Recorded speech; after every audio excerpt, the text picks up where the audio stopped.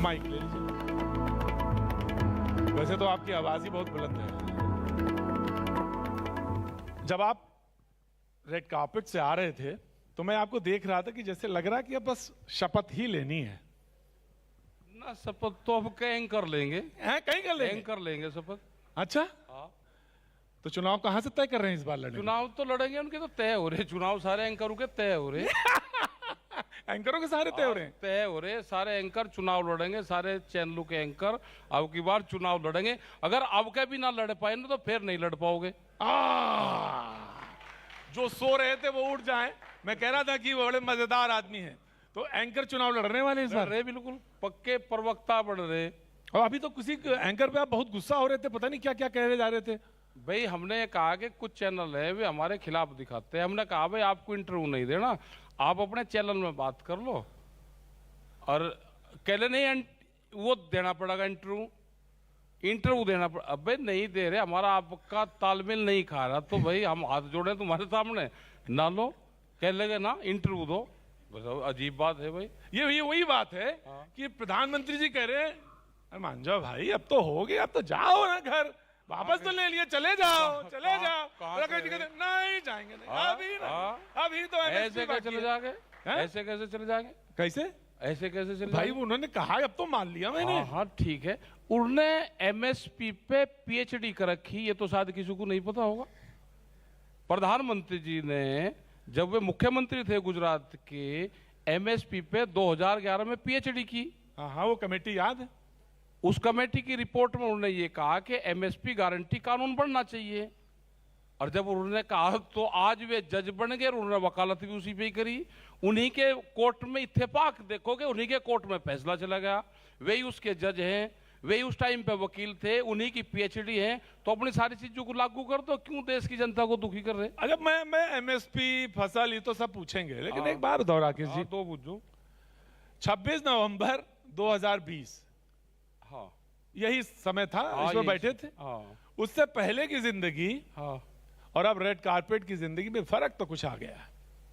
नहीं, red carpet की जिंदगी में फर्क हाँ शहर वालों का जरूर आ गया। भाई आ गया ना। अब तो सब टीवी चैनल जा रहे हैं, अब सब आपको दिखाए बगैर काम ही नहीं। कोई प्रोग्राम हो जाए, चौपाल कोई कहीं हो, बगैर राकेश टिकैत के होता ही नहीं। हमें तो जानकारी दी गई है नहीं, हम तो टीवी देखते नहीं ना, टाइम लगता।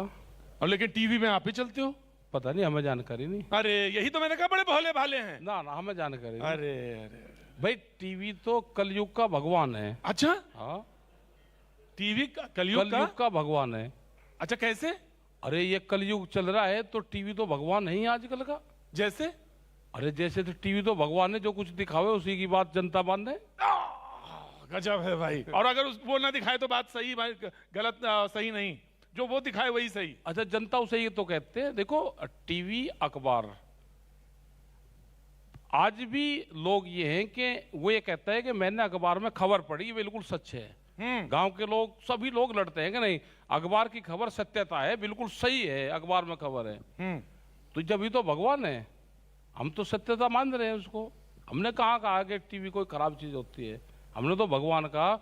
और कलयुग चल रहा है तो भाई कलयुग के टीवी में देख लगे तो बड़ा अच्छा रहा होगा, मजा तो खूब आ रहा होगा। नहीं ऐसा नहीं है। नहीं, हम तो मूवमेंट के लोग हैं, आंदोलन के लोग हैं, और जो गांव की या किसी की भी जो समस्या है उसको उठाते हैं। आपका धन्यवाद है कि आप उसको दिखाते हो।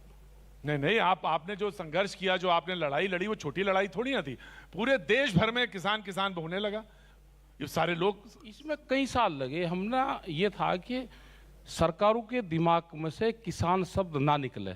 हाँ, ये हमारा एजेंडा था। और इसमें हम हैं कि सरकार अगर कहीं पे भी जाएगी, सत्ता हो या विपक्ष हो, वो किसान उसके दिमाग में रहना चाहिए, गांव उसके दिमाग में रहना चाहिए, जो उसकी गांव की परिभाषा है वो उसके दिमाग में रहना चाहिए, उस पर काम भी होना चाहिए। अब मुझे कहते हैं कि आप जो है ना, मिट्टी जो है, किसान आदमी है आप, मिट्टी जो है, माटी जो है, बहुत अच्छी पहचान है आप। वो देख के बता देते हैं कि ये भाई इसमें गन्ना बो, इसमें जो है सरसों लगाओ।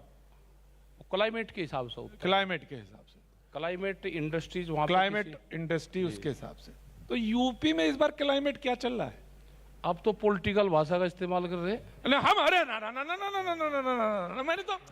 मैंने तो सिर्फ धीरे से पूछा कि वो यूपी पता में है, जो आप पूछना चाह रहे हो पता है, आप खुल गई पूछ रहे हो ना, क्यों धोखे मरा करे। अच्छा, हम तो सोचे जनता बड़ी भोली है। ना ना, जनता बहुत होशियार है। अच्छा, हाँ।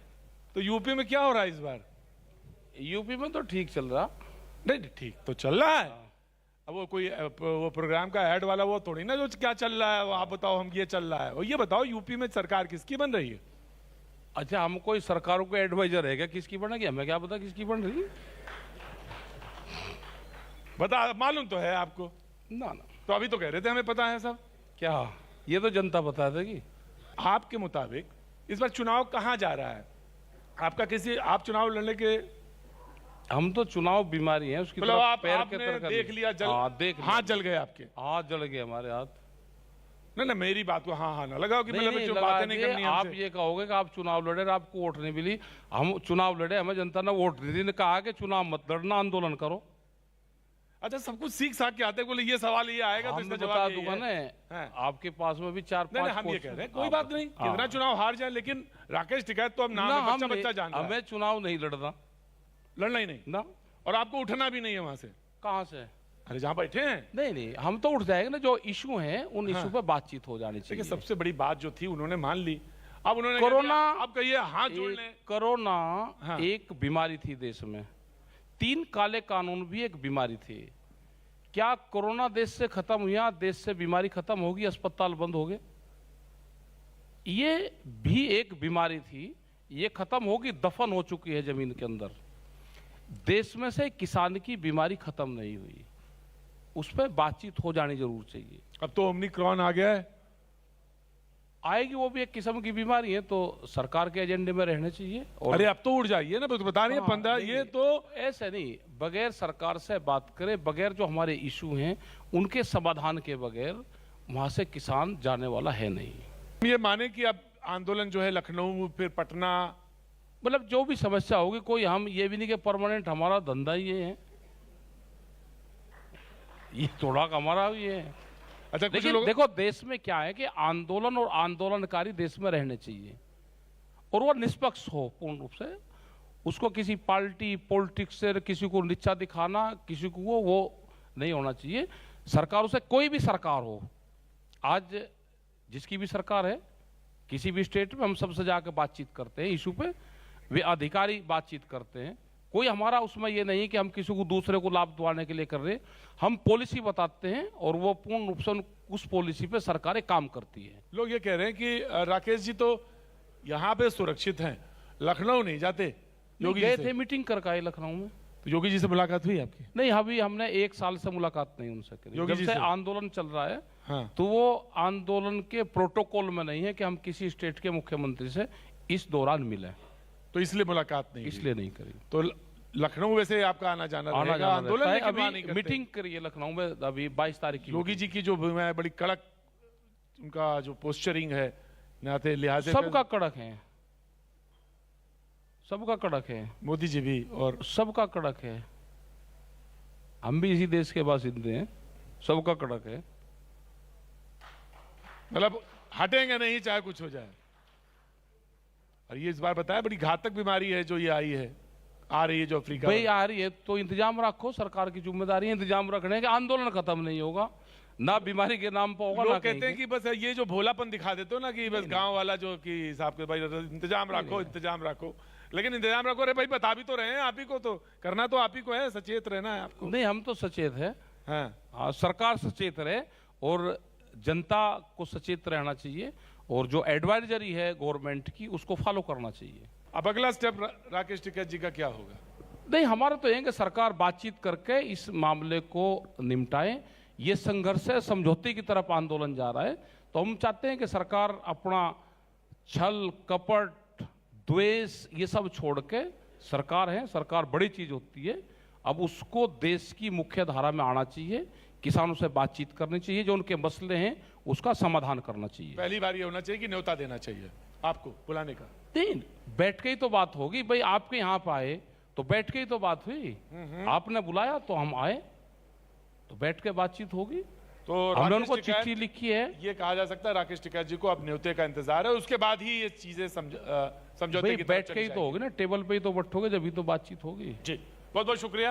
धन्यवाद जी, धन्यवाद आपका, सबका, सभी दर्शकों का धन्यवाद।